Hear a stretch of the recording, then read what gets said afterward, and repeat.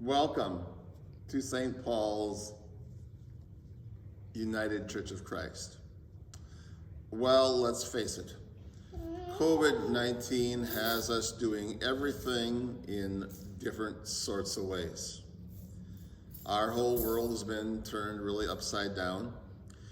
Even for us here at church, we had numerous weddings planned for this summer, big weddings that turned into much smaller ones, or some of them were even postponed until next year.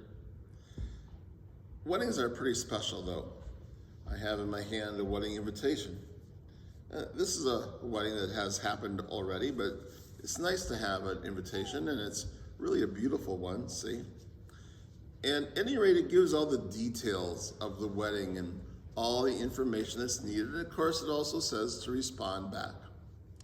So this wedding invitation makes me think of a lesson for today that I'd like to share with you. And the lesson itself is about a wedding, really. Well, that's not necessarily really what it's about, but it will appear that way. It's called the parable of the wedding feast, and I'm taking it from Matthew 22. Once more, Jesus spoke to them in parables, saying, "The kingdom of heaven may be compared to a king who gave a wedding banquet for his son. He sent his slaves to call those who'd been invited to the wedding banquet, but they would not come. Again, he sent other slaves, saying, 'Tell those who've been invited, look, I have prepared my dinner. My oxen and my fat calves have been slaughtered, and everything is ready. Come to the wedding feast.' But they made light of it, and they went away out of his farm, another to his business, while the rest seized his slaves, mistreated them, and killed them. The king was enraged. He sent his troops, destroyed those murderers, and burnt their city. Then he said to his slaves, 'The wedding is ready, but those invited were not worthy. Go therefore into the streets and invite everyone that you find to the wedding banquet.' Those slaves went out into the streets and gathered all who they found, both good and bad, and the wedding hall was filled with guests." Well, these days the wedding hall probably won't be filled with guests simply because of COVID-19, but we can all remember the days that they were. Hopefully those days will come again. But as I think about this text, as I ponder it, that's why we're calling these pastors' ponderings, it gives me some reason to think about really what the text is saying to us today. This is a true story that I want to share with you. It's kind of comical. A mother took her kids to an animal farm, a place where they could pet the animals and could roam free, and they even had an elephant ride. She put her kids into her Volkswagen Beetle and drove off to the animal farm. And as she got there, she really couldn't find a place to park. So she parked on an apron of a driveway that led to the ranger station. She and the kids all got out of the car and they went off and they had a good time. Hours passed all too quickly. Suddenly, the mom realized that they would never make an appointment. They had to pick up the dad at an airport, and so they needed to leave immediately. So she and the kids, they scurried out to the car, past the ranger station, where their little VW was parked, and shock quickly covered the mother's face. And she saw that her car was smooshed beyond recognition. Shock quickly turned into rage for this mother. Someone at the ranger station, though, seeing what was going on, was going to head her off and had an explanation. The ranger was actually waiting for her to arrive at the door. So before she could actually say a word, the ranger said, "Sorry, ma'am. I know that you are upset about your Volkswagen Beetle. I promise we will make it up to you." And then he explained what happened. He said, "Millie, our elephant, has been trained to sit on big red tubs." Well, he continued, "Your Volkswagen is red. And Millie mistook your red Volkswagen for her tub, and so she sat down on it. But don't worry, your car will be fixed, and we will take care of it in no time." Now, fortunately, as you may know, Volkswagen Beetles have the motor in the rear, and so all that got really smushed was what was the trunk and then in the front, so the car was still drivable. So the mother hurriedly picked up the kids into their smushed Volkswagen Beetle, put the pedal to the metal, as the old saying goes, and headed straight to the airport to pick up Dad. Before she got there, however, she ran into a traffic jam caused by a minor traffic accident. The best she could do now was to exercise some patience. She tried as much as she could to stay calm, and she kept checking the watch, and time was just simply ticking away. But she noticed that if she drove off onto the shoulder, she could get away from the traffic jam. And so off she drove onto the shoulder of the freeway, and she made her way around the traffic jam. But as soon as she pulled around the obstructed traffic, she saw two police officers. One was busy directing traffic, and the other was writing an accident report. She acted as though she never saw them. All she really cared about was, at this point, getting to the airport, which was now getting later and later. Well, one of the officers looked up and saw the Volkswagen Beetle, smushed as it was, driving by her. And he ran to his motorcycle and he followed her with a siren just screaming. And when she pulled over, he said, "Look, lady, don't you know it's against the law to leave the scene of an accident?" And she replied, "I haven't been in an accident." His raised eyebrows and look at the front of the car made him think something different, however. So he said, "Then what happened to your car?" And she replied, "An elephant sat on it."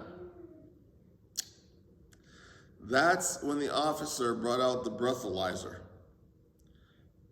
If I had no better excuse, even though it was the true one, than an elephant sat on my car, I think I would have just simply kept quiet. Well, Jesus tells this parable about a king who's throwing this marriage feast for his son. He sent out all the invitations to his friends and the other persons of prominence throughout the kingdom, but they didn't come. Some didn't even bother to respond to the invitations. Others made excuses. They said they were busy with the farm, or they were busy at the office, or they were busy making excuses like, "Gee, an elephant sat on my car." The king then sends out a second invitation. At this time, he's almost pleading. "Dinner is ready. My oxen and the fat calves have been killed. Come to the marriage feast. Enjoy the meal prepared for you there." But his invitees made light of the invitation. When the king saw the way his intended guests responded to his initial invitation, he was furious. And then he said to the servants, "The wedding is ready, but those who were invited are not worthy. Go therefore into the thoroughfares and invite to the marriage feast as many as you can find." And those servants went out into the streets and into the countryside, and they gathered all that they could find, both good and bad, and the wedding hall was filled with guests. Here are my ponderings as I think about this text. The first is that a worship service ought to be something special, like a wedding feast. The gospel songwriter was right when he wrote the old hymn, "Love lifted me, love lifted me. When nothing else could help, love lifted me." We are here not because of what we've done, but because of what Christ has done on our behalf. If we understand that, we are here simply and solely because of God's amazing grace. Then we can center our worship where it is, where it really needs to be, and that's centered on God. But there's another thing that's equally important here. We have an assignment, and you have an assignment once you see this video, and that's to go out into our city streets, go out from our homes, go out into our neighborhoods, and invite people to come to this worship service, to this time of God's blessings. I need to tell you that this banquet hall may be swiftly coming to a close, but we have this assignment. Find boys and girls, youngsters, men and women, families, middle-aged adults, old adults, all of them, saints and sinners alike, singles and couples, stockbrokers and slackers, the homeless, as well as those who are well-to-do, from every neighborhood, from every nation, from every condition of life.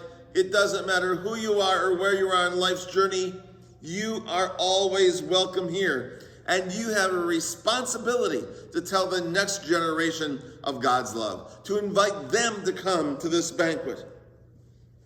It doesn't matter who they are. It doesn't matter what they look like. It doesn't even matter whether we approve of them or not. All that matters is that Christ died for them too, just like Christ died for you and I. Enough said. Let's continue our celebration in honor of the King of the banquet. And let's go and find guests and bring them in from along the byways and the highways and the dinner table or the workplace or the school or no matter where they may be. Their lives, as well as yours, depends on it. Go out there and make the invitation. Be with me for a moment of prayer. Wondrous God, we know how tough and difficult it can be sometimes to talk about our faith, to invite other people to our church, to the banquet, so to speak. But may we be bold in doing so today. Give us the courage, give us the strength we need. Amen. All right, so that's what I'm thinking about today. That we need to be bold in our faith. That we need to invite others. And remember, it doesn't matter who you are, where you are on your life's journey. Truly, truly, indeed, you are welcome here. Thanks for joining me with this pondering. Take care, blessings. See you later.